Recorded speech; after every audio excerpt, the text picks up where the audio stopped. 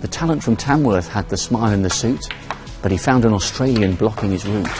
Stevens and Hawkins was ever so tight, but once again it was a Welshman's delight. After Ebden came Williams, but Ronnie was cruising. 6 in a row gave Mark quite a bruising. 11 titles between them, the stage was set. In the great arena, never once had they met. Under the spotlights, Higgins couldn't find much. Hendry was delighted with his winning touch. And so to the biggest drama on cue, it would take every frame to see this one through. Judd was in, he was on, he was almost there. Carter's persistence was Judd's despair. The last 16, another 8 players gone. For the chosen few, the dream living on. And so to the king and the prince he inspired. Against boyhood heroes, strong focus required.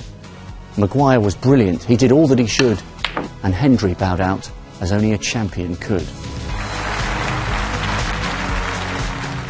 After illness this year, Ali had to show passion. You could see what it meant to win in such fashion. Ryan was up, but Matthew found form. 11 in a row, his finishing storm.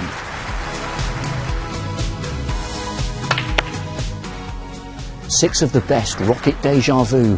Snooker's Ashes was over, and Ronnie was through. And then there were 4, this year's cream of the crop, but still 2 more matches to get to the top. The Welshman dug deep, but the rocket drew clear. A 4th world title in his mind draws near. Carter's rise from his problems would be a great story. A 2nd world final, perfect headline glory. Maguire had the fire, he's made of stern stuff, but he couldn't get Carter, who just did enough. So the hours tick down as we prepare to applaud the new Crucible King, the sport's biggest reward. After 17 days, we'll know who's the best. It's the one who survives snooker's ultimate test. And of course there's one big highlight still to come. Who will lift that trophy? Now, will there be one more big story to come as well? Because this is what Ronnie O'Sullivan had to say before the start of this year's final. 36, knocking on 37, you know, how long can you keep going on? I think the chances of me winning are getting less and less and less.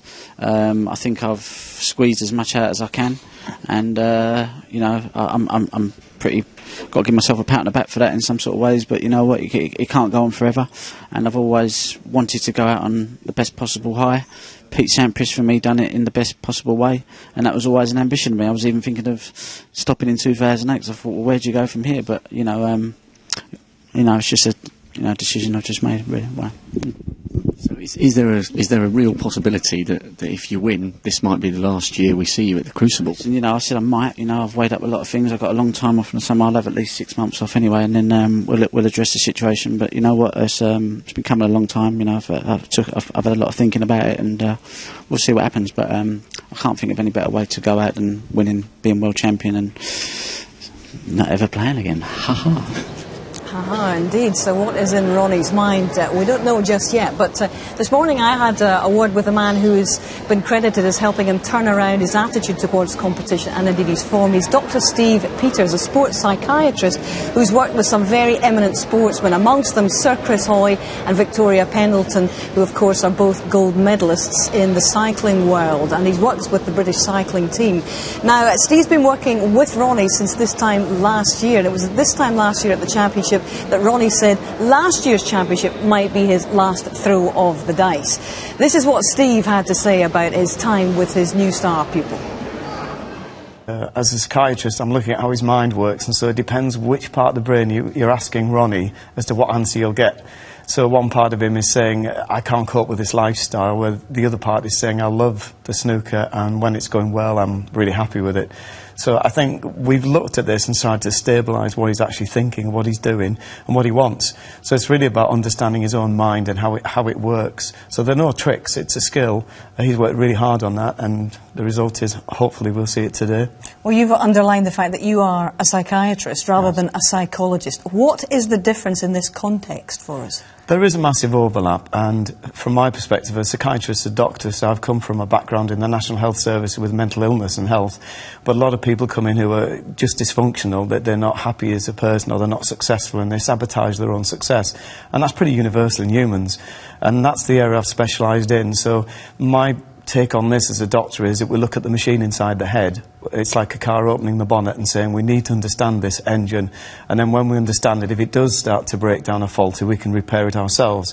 So I try and repair as I can, and then teach the person, this is what's going on, you get up and do it. It's a very rigorous process, and you've used the analogy with a car, but I know that the famous analogy that you use is the chimp. Yes. Box your chimp is your favourite saying. Yes. Just explain to people what it is that is behind this concept. When I've looked at it, scientifically speaking, we now have functional MRI scanners so we can see what the brain's doing as it does it. And so a lot of scientists have done fantastic research to show that some parts of the brain are not actually in our control at all, and they will interpret and think for us at a speed which is faster than we can do. And this can lead us into difficulty. So what I did is I've cheated really on the science, and I made a fun model and said, look, if you look at your brain and split it up into two teams, you've got a human team, which is quite rational and logical, and it's the relos, and then you've got this interfering team, which is emotional. It can be good or bad, but this is the chimp, and it acts very much like a chimp. And when I brought the analogy out, people liked it because they said when we get emotional, we can see ourselves acting like a chimpanzee, quite irrational, and then we end up apologising as the human gets control and says that was a bit embarrassing. So I've used that as a model of just saying there's a human, a chimp, and then there's a computer behind it all as well. So it's a simple, fun model that people can apply. And obviously, at times of stress, the chimp tends to take over, and that's where your processes come in.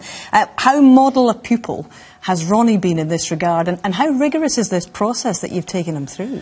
It's really rigorous. I mean, I don't have the tricks to do that. Say, like we tap them on the head and they'll do the following or think positively. That's not the way I work. It may work with other people, so go with what works for you.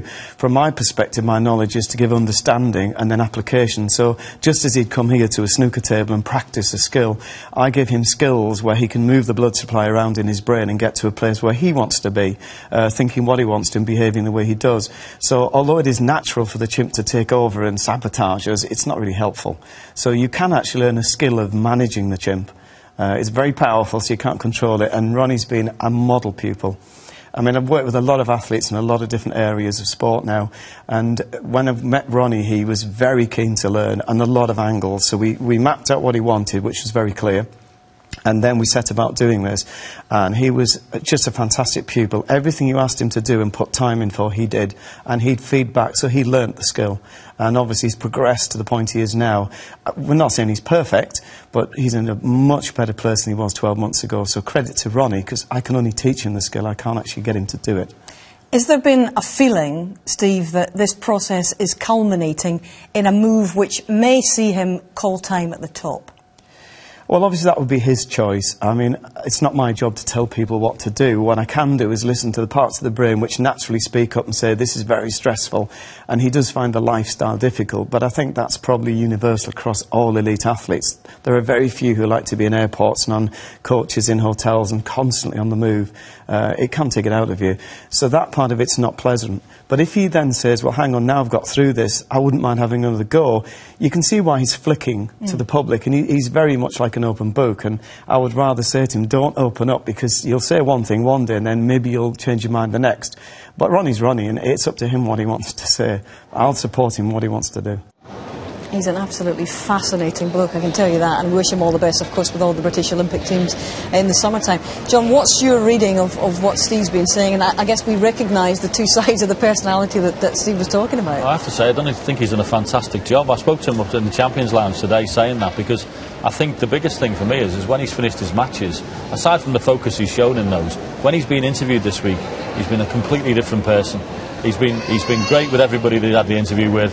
He's looked like a model professional, and I think obviously the work he's done with him has been a help in that. What do you make of the newly improved Ronnie in the last season, and clearly the effects of the work that Dr. Peters has been doing with him? I think I haven't seen Ronnie a lot throughout the season, but during the World Championship, he just looks to be very calm and very focused, and you know, there's been no outbursts or anything like that. He just seems to be here to do a job, and he looks, as I say, focused on doing it. And I think everybody has complimented Ronnie as we see Ali here, and a lot of compliments obviously for Ali's tenacity. He's going to have to show plenty of that in the next few frames. But Ronnie's desire and his commitment to try and win this title for a fourth time, Steve. Yes, but I think perhaps even in the way that Ali walks out here, the job's nearly done, in my opinion. Ali's all of a sudden more or less given up. Even walking out there in a sort of relaxed mode, licking his fingers. So basically, from Ronnie's perspective, he looks like he's trying to get as much damage done in this session as possible and get an early